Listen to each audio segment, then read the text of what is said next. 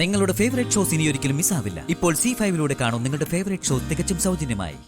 മാളു, മാളു, അവിടെ നിക്ക്.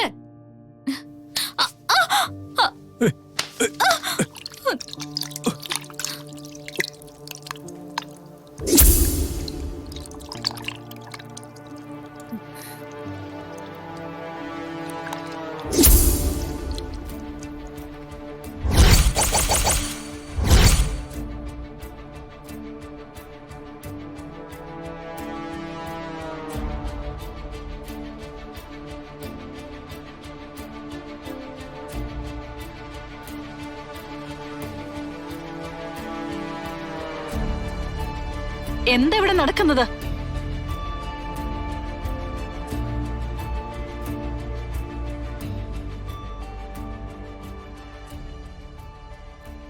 എന്താ നടന്നതെന്ന് എല്ലാരും കണ്ടില്ലേ? മഹേശ്വരന് ഗംഗയുടെ പാലഭിഷേകം.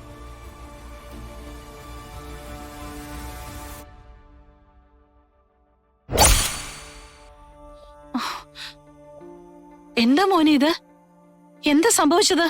കോടതിയിൽ നിന്ന് വിധി കേട്ട ശേഷം പുറത്തിറങ്ങിയപ്പോ ഗൗരിയുടെ അമ്മ ചെയ്ത പണിയാ.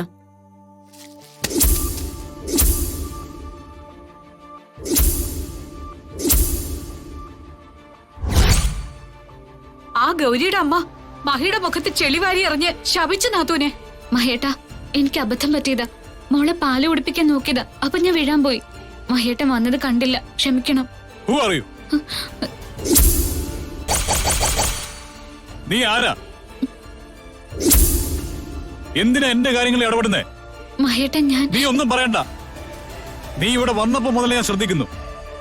ഇതിനുള്ള സ്വാതന്ത്ര്യം നിനക്ക് ആരാ തന്നത്?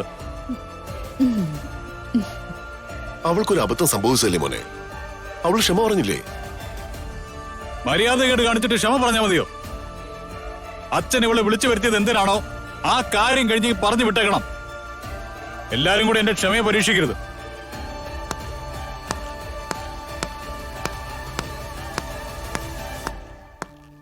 മോളെ, ഇപ്പൊ ഒരു അബദ്ധം പറ്റിയിരിക്കട്ടെ, കുറച്ചുകൂടെ നീ ശ്രദ്ധിക്കണം.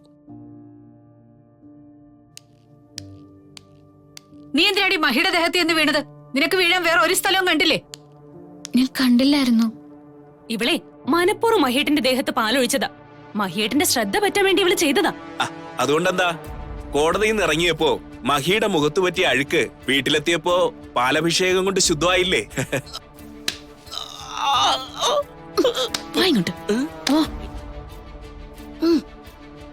നാത്തോനെ, ഒരു മര്യാദ ഇല്ലാത്ത പെണ്ണ ഇവള്.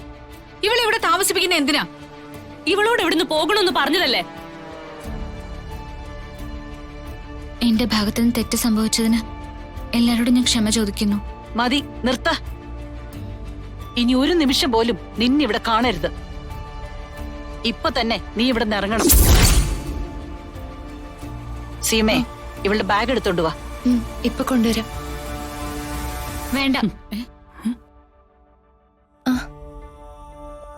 ഞാൻ തന്നെ എടുത്തോളാം. ഞാൻ ഇന്നിവിടുന്ന് പോവാൻ തീരുമാനിച്ചതാ. മഹേട്ടന്റെ കേസിന്റെ വിധി കൂടി അറിഞ്ഞിട്ട് പോവാന്ന് കരുതി. അതറിഞ്ഞല്ലോ, ഞാൻ പൊയ്ക്കോളാം. ഡൗൺലോഡ് ചെയ്യൂ C5 ആപ്പ്. കാണൂ എല്ലാ എപ്പിസോഡുകളും സൗജന്യമായി.